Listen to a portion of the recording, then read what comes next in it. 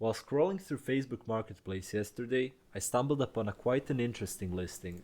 The seller was getting rid of their old computer and selling the motherboard, CPU, RAM, and CPU cooler combo for only 30 euros. So I decided to grab it. Now, taking a look at the specifications, this is by no means a great deal.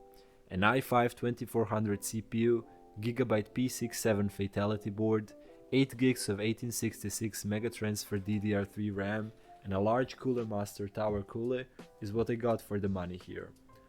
While I bought the combo exclusively for the old high-end motherboard and the CPU cooler I can easily install in a much newer computer, I thought I could do one last job with this old i5 before offering it its well-deserved retirement.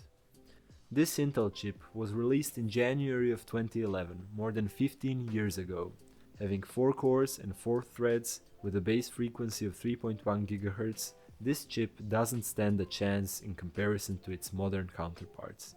In addition to its subpar specs, this chip has a TDP of 95 watts, which is crazy high considering it is an i5 with a locked multiplier, meaning it's not meant for overclocking. I decided to test it out today to see how well it performs in gaming in 2026. While I'll be using the entirety of the 30 euro combo today, there is still the question of one major component remaining. What GPU should I run with this CPU? I think it would be pretty boring to use my RTX 2060 for such a test, so I decided the best pairing for this chip would be a graphics card released in the same era as the CPU, entering the GTX 970. This is a great fit for the CPU, since I bought it a couple weeks back for only 29 euros. While this card was released in 2014, technically 3 years after the release of the 2400, there won't be any bottleneck to each other considering how old both components are at this point. The GTX 970 has 4 gigs of VRAM, which is fine. This card is nothing too spectacular. It's slightly slower than the GTX 1063 gig or the 4 gig variant of the RX 570, while having a higher power draw. With all that being said, let's get to the computer building.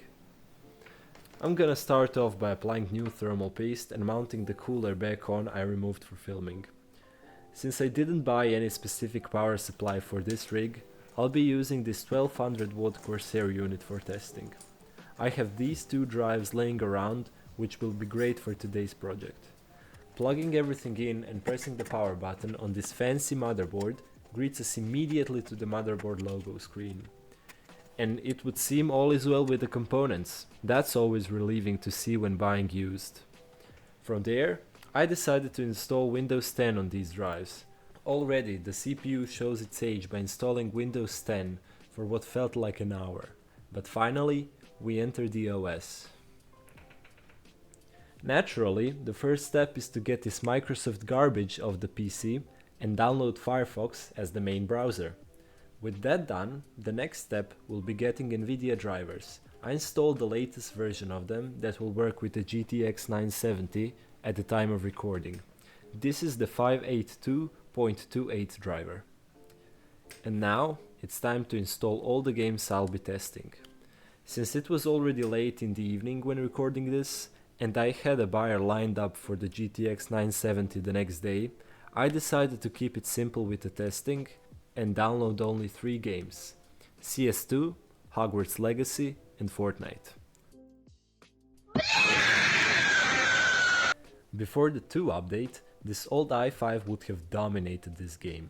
Here's a short clip of someone who benchmarked i5 2400 with GTX 970 3 years ago on CSGO, right before the CS2 update. Yeah, not bad, right? I jumped into a casual match to get the results, and after a few minutes of playing, I decided, this actually runs pretty well, wow.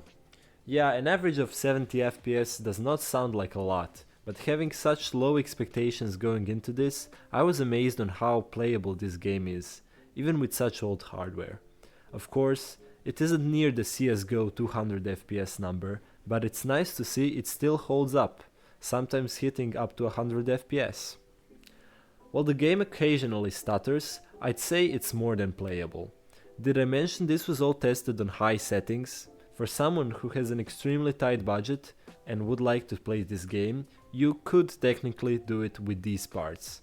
There's obviously things you could change, like getting 16 gigs of RAM, but it's running this game with 8 just fine, with an emphasis on this game. Anyway, I'd rate playability on CS2 8 out of 10. So the second title on today's gaming list is Fortnite. I really love to chug with you. Getting in the game for the first time was an experience by itself.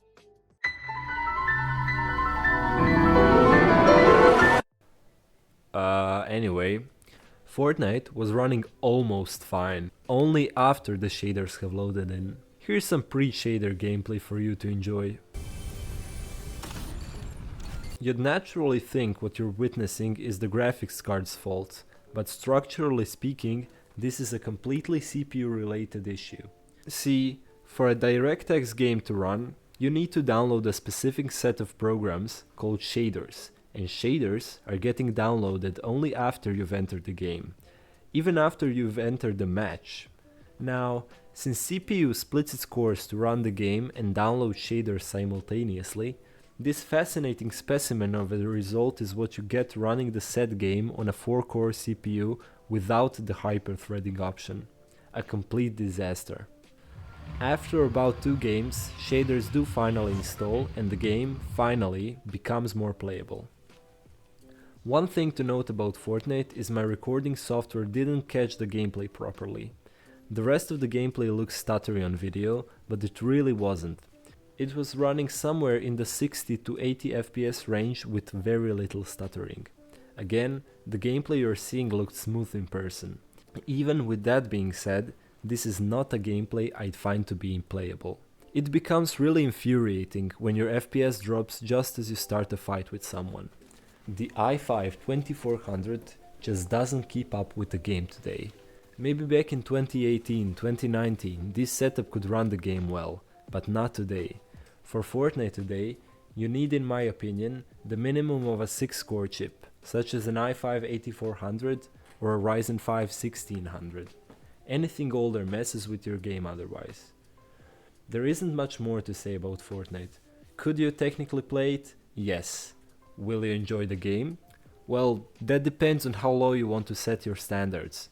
I didn't use performance mode for today's testing, which could have helped the FPS a bit, but since the optimization on this game has actually gotten really good over the years, it wouldn't have made such a dramatic difference. The final score, I guess, out of 10.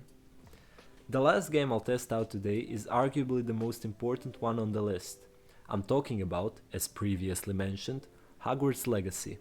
Unlike CS2 or Fortnite, which are older games that just get updated often enough to need a higher spec requirement, Hogwarts Legacy is a 2023 game, making it way newer than the rest. This is in turn the most demanding game of the three, and will be the one to really bring the GTX 970 and the i5 to their knees. When entering the real game, we get an average of 16 FPS with crazy stuttering. Oh! No wait, all the graphics are set to ultra. Yeah, let's just do that. Okay, so presetting to low gets us to about 40 FPS, but stuttering hasn't stopped. You don't have to be a hardware guru to understand this is not a really playable experience. Even if 40 FPS for you is not an issue, the constant stutters are the final nail in the coffin in this case. Unfortunately, this is what I expected going into this game. Taking a look at the performance requirements, for only 30 FPS at 720p, you're expected to have a Ryzen 5 1400 or an i5 6600. While the i5 2400 is not that much slower than the 6600, in fact, both CPUs have the same core amounts, with the 2400 having a slightly slower turbo frequency. This is still the required spec for the 720p. I was trying out the game today on 1080p. Interestingly enough, the GTX 970 is considered to be an in-spec component, while 8 gigs of RAM obviously isn't. What do you guys think? Would upgrading to 16 gigs increase the performance of this setup in any substantial way, or even trying to overclock the CPU. There isn't much more to say about Hogwarts Legacy, except for its rating.